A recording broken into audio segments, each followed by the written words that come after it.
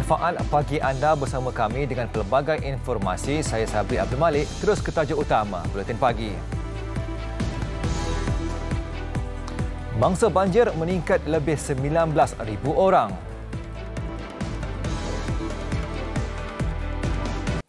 Kita beralih ke perkembangan banjir. Situasi bertambah buruk di Kelantan dan Terengganu dengan jumlah mangsa yang dipindahkan ke Pusat Pemindahan Sementara PPS meningkat. Jumlah mangsa banjir di 5 negeri melonjak kepada lebih 19,000 orang setakat jam 8 pagi tadi. Terengganu mencatatkan lebih 10,000 mangsa di 182 PPS. Diikuti Kelantan dengan lebih 9,000 mangsa di 80 PPS dan Johor 75 mangsa di 3 PPS. Manakala Perak pula merekodkan 49 mangsa di 2 PPS, diikuti Pahang 40 mangsa di sebuah PPS. Sementara itu, Kelantan, Terengganu dan Pahang dijangka mengalami hujan sangat lebat berterusan hingga Rabu ini. Jabatan Meteorologi Malaysia (Met Malaysia) dalam pernyataan malam tadi memaklumkan amaran cuaca tahap bahaya itu diramalkan berlaku di seluruh Kelantan serta Terengganu, manakala Pahang membabitkan Jerantut dan Kuantan. Hujan lebat berterusan pada tahap buruk dijangka berlaku di seluruh Perlis. Manakala di Kedah membabitkan Langkawi, Kubang Pasu, Kota Star, Pokok Sena, Padang Terap, Yan, Pendang, Sik dan Baling bagi tempoh yang sama. Amaran cuaca tahap bahaya itu turut dijangka berlaku di daerah Hulu Perak. Sementara bagi Pahang membabitkan Cameron Highlands, Lipis, Maran, Pekan dan Rompin. Met Malaysia juga memaklumkan cuaca hujan berterusan tahap waspada di beberapa kawasan di Kedah dan seluruh Pulau Pinang hingga Rabu ini.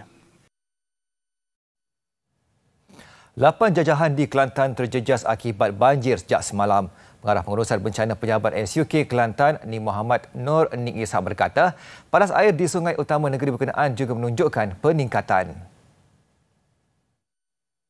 8 jajahan mula dinaiki air, iaitu di jajahan Pasir Mas, Tanah Merah, Kuala Krai, Jeli, Pasir Putih, Macang, Kota Baru dan terbarunya Tumpat. Dan penduduk-penduduk yang terlibat dan terkesan dengan banjir telah dipindahkan ke PPS sementara seperti mana disebutkan tadi. Beliau berkata demikian secara eksklusif kepada TV3 di Kota Baru semalam. Tambahnya, kerajaan negeri telah mengaktifkan 8 pusat kawalan banjir di jajahan terlibat yang beroperasi selama 24 jam.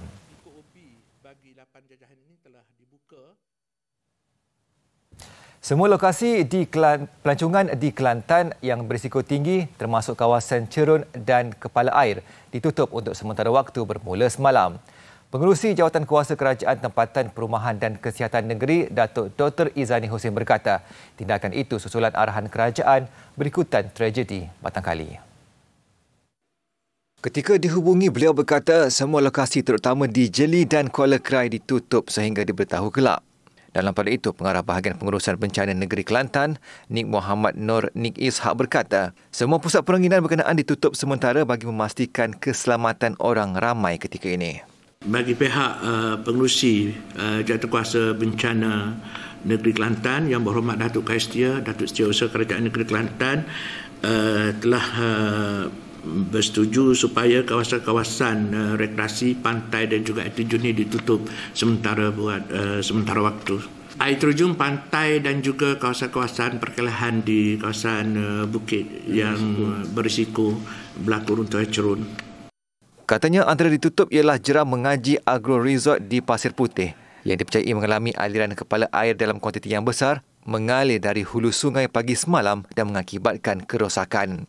Jelasnya, aliran kepala air itu kini tular di media sosial dan pihaknya sedang menunggu laporan rasmi kejadian. Petugas Jabatan Kebajikan Masyarakat di 6 negeri terlibat banjir iaitu Kelantan, Terengganu, Johor, Perak, Pahang dan Sarawak telah digerakkan bagi menguruskan mangsa bersama agensi lain mengikut keperluan dan peranan masing-masing. Kementerian Pembangunan Wanita, Keluarga dan Masyarakat berkata semua keperluan makanan, minuman serta barang asas telah dibekalkan kepada mangsa banjir. Menerusi satu kenyataan semalam, KPWKM memaklumkan pihaknya terus memantau perkembangan semasa banjir di semua negeri. Arahan juga dikeluarkan agar semua petugas bersiap sedia sepanjang masa walaupun berada di tempat yang tidak dilanda banjir. Semua mangsa dan petugas di pusat pemindahan juga diingatkan supaya mematuhi prosedur operasi standard ditetapkan oleh Majlis Keselamatan Negara MKN dan Agensi Pengurusan Bencana Negara NADMA. Kementerian itu turut menasihatkan orang ramai yang terjejas agar mematuhi arahan pihak berkuasa untuk berpindah ke tempat selamat. Manakala mereka yang berada di tempat berisiko juga diminta berwaspada. Operasi mencari dan menyelamat ke atas baki 9 mangsa yang hilang dalam tragedi tanah runtuh di Batang Kali, Selangor berdepan ancaman runtuhan susulan dan gelongsoran tanah. Pengarah Jabatan Bomba dan Penyelamat JBPM Selangor, Datuk Nur Azam Khamis bagaimanapun berkata pihaknya tetap komited mengesan mangsa berkenaan. Walaupun kita telah bersama dengan pihak JPN dan JMG telah melakukan satu detection untuk mengenal pasti jika ada berlakunya pergerakan tanah dan memberi amaran awal kepada pasukan penyelamat supaya kami dapat keluar daripada kawasan pencarian dan penggalian. Beliau berkata demikian kepada Buletin TV3 malam tadi. Tambahnya, cabaran lain yang dihadapi pasukan penyelamat adalah kekangan masa untuk menemui jasad mangsa dalam keadaan sempurna. Dalam pada itu, Ketua Polis Daerah Hulu Selangor, Superintendent Sufian Abdullah berkata, operasi SAR hari ketiga ditangguhkan 8.15 malam tadi berikutan hujan.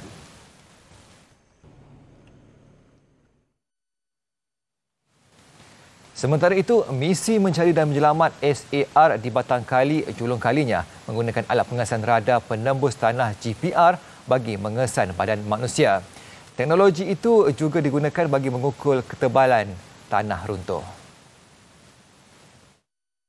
Dua alat pengesan GPR digunakan dengan bantuan pihak Jabatan Ukur dan Pemetaan Malaysia JUPEM dan bantuan pihak swasta yang diterima Agensi Pengurusan Bencana Negara NADMA. Sistem berkenaan mampu mengimbas tanah sedalam 5 meter. Turut pertama kali digunakan untuk insiden bencana di negara ini. Kedua-dua pasukan ini telah ditempatkan di sektor A dan juga di sektor C untuk membantu mengesan lokasi mayat dan juga untuk mengukur ketebalan tanah runtuhan yang berlaku ke atas mangsa-mangsa. Tambah beliau, 9 anjing pengesan K9 bomba, polis dan tentera turut digunakan bagi membantu pencarian mangsa. Manakala operasi membabitkan 5 agensi utama turut dibantu dengan penggunaan 8 jentera pengorek bagi mengalihkan runtuhan tanah di sektor A dan C. Dan hari keempat operasi mencari dan menyelamat SAR untuk 9 lagi mangsa diteruskan berpandukan petunjuk baru. Bagi mendapatkan gambaran terperinci terhadap perkembangan di lokasi, langsung bersama wartawan Syafiqah Damanhuri. Silakan Syafiqah.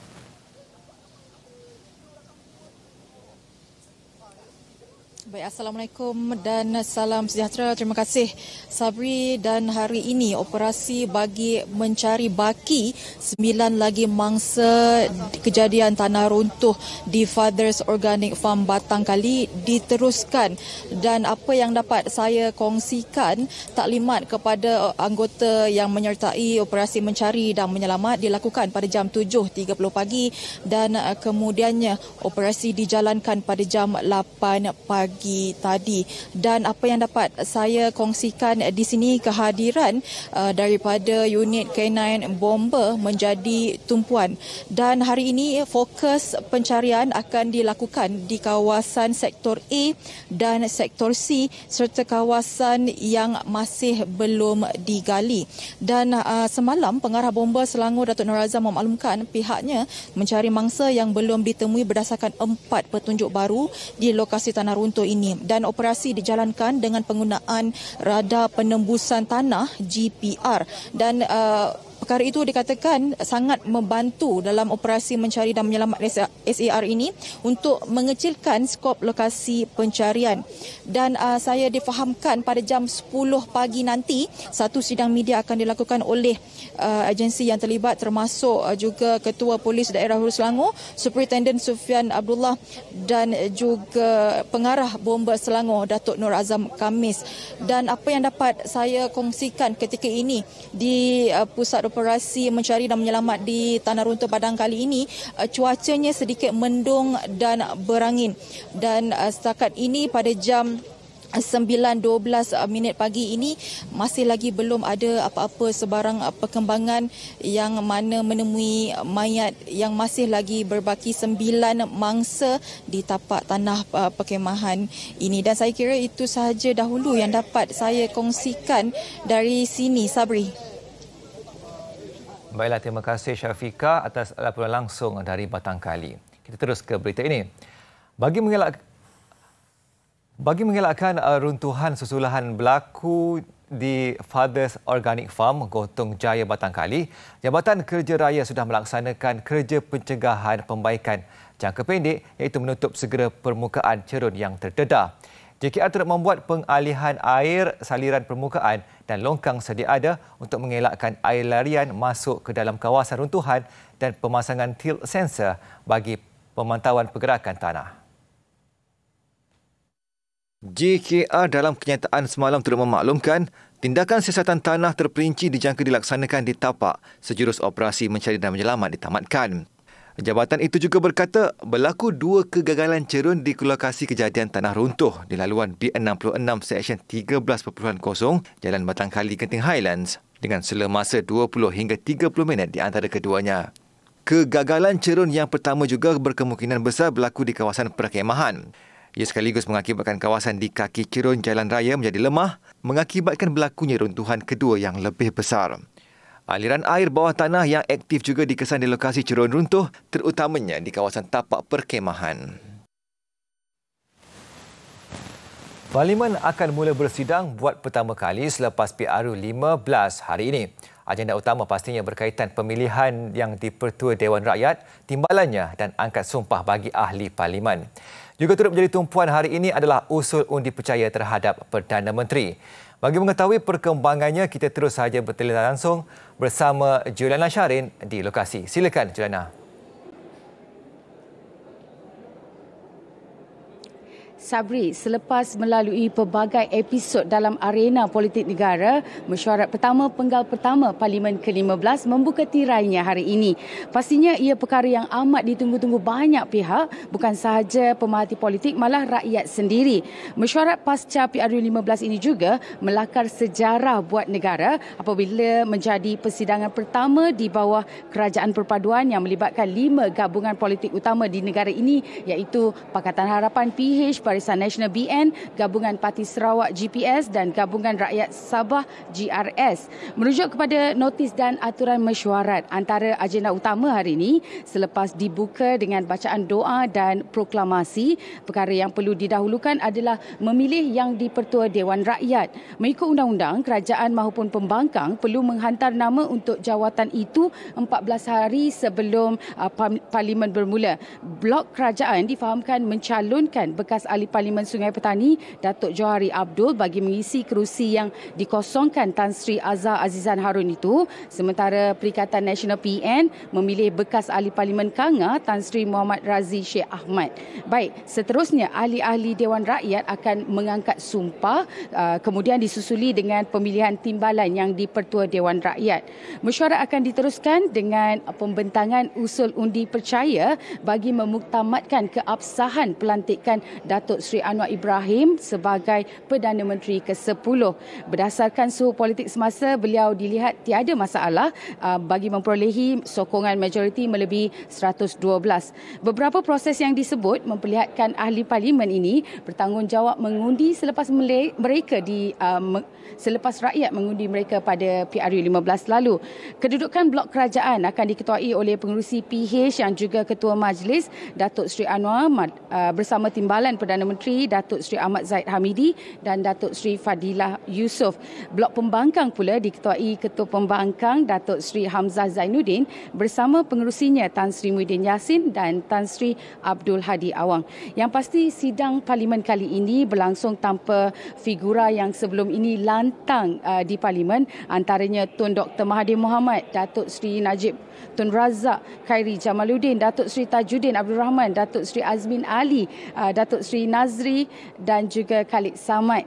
Kekosongan mereka sebaliknya digantikan dengan muka baru yang pertama kali menjadi ahli Parlimen seperti Dr. Zaliha Mustafa, Fadlina Siddiq dan Adam Adli Abdul Halim. Persidangan hari ini juga akan menyaksikan kemunculan semula bekas ahli parlimen juga bekas menteri seperti Datuk Seri Johari Abdul Ghani. Persidangan bermula jam 10 pagi sehingga 1 tengah hari dan akan kembali bersidang 2:30 petang hingga 5:30 petang pada hari ini juga esok.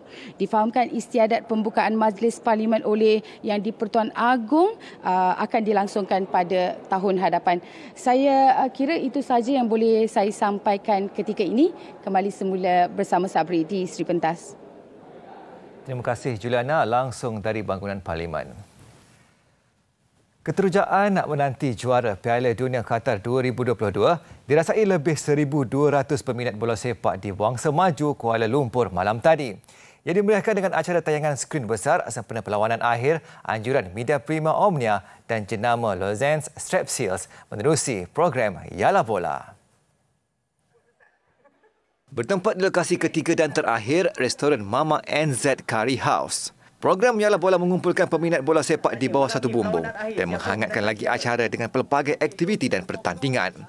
Antara yang paling menjadi tumpuan, sorakan gol paling panjang dan unik, cabutan bertuah dan cabaran timbang bola terbanyak. Datang dengan family. Event ni dapat mengumpul balik lah family saya tengok bola sama kan. So far lepas ni seal boleh lah buat lagi event macam ni. Okey, memang kalau tengok tu mesti menjerit lah kan, sebab kalau menang menjerit lah kan. Tapi tak apa, kalau menjerit pun ada strepsil lah. Kalau kita batuk ke apa kan, macam tersedak ke apa, strepsil lah saya pakai. Bukan sekadar menyokong pasukan kegemaran, menonton bola sepak di kedai makan juga boleh merapatkan silaturahim di antara keluarga dan rakan.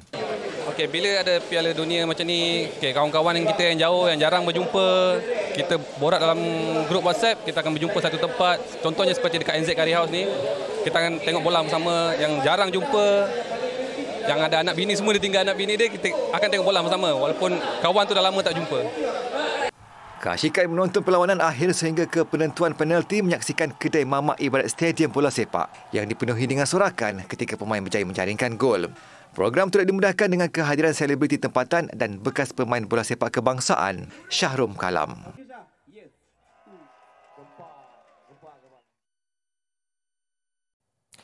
Kembali bersama Buletin Pagi, kita ke laporan luar negara. Sekurang-kurangnya 4 pegawai polis Pakistan maut dan 4 lagi cedera parah apabila suspek militan menyerang sebuah balai polis di daerah Laki Marwat. Menurut polis, suspek menggunakan bom tangan dan senjata automatik dalam serangan sebelum melarikan diri dari tempat kejadian. Polis segera bertindak balas dan sempat meminta bantuan sebelum penyerang melarikan diri kerana kehabisan peluru. Siasatan rapi sedang dijalankan dan tiada kumpulan mengaku bertanggungjawab melakukan serangan. Akhir bulan lalu, seorang pengebom berani mati meletupkan dirinya berhampiran truk yang membawa anggota polis dalam perjalanan untuk melindungi pekerja polio berhampiran Quetta.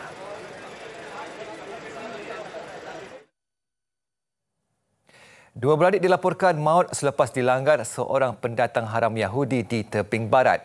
Muhammad Mutir dan Muhammad Mutair dilanggar ketika berada di persimpangan Zatera di selatan Bandar Nablus di tebing barat. Ketua Pejabat Kalendia Gubernur Baitul Maqdis, Zakaria Feyale berkata, kedua-dua mangsa dilanggar ketika menunggu bantuan di tepi jalan untuk membaiki tayar kenderaan mereka. Mangsa dilaporkan dalam perjalanan pulang ke Kalendia dari Nablus bersama ahli keluarga yang lain. Muhammad maut di tempat kejadian manakala Mohanad yang cedera parah dikejarkan ke hospital sebelum disahkan meninggal dunia. Suspek yang dipercayai sengaja melanggar mangsa kemudian menyerah diri kepada tentera Israel di pusat pemeriksaan Zatera.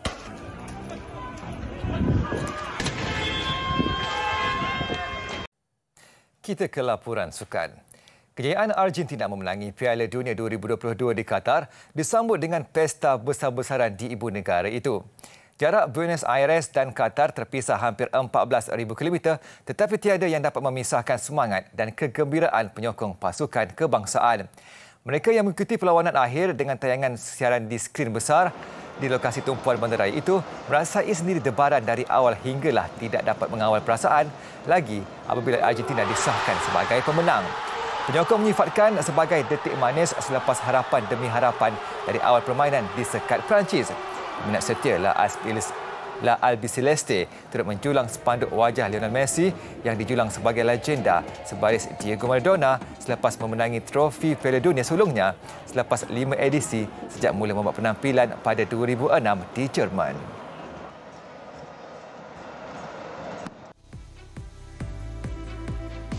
Sekian Buletin Pagi. Lagi perkembangan berita kami akan bawakan dari semasa ke semasa. Saya Sabri Abdul Malik. Assalamualaikum dan salam hormat.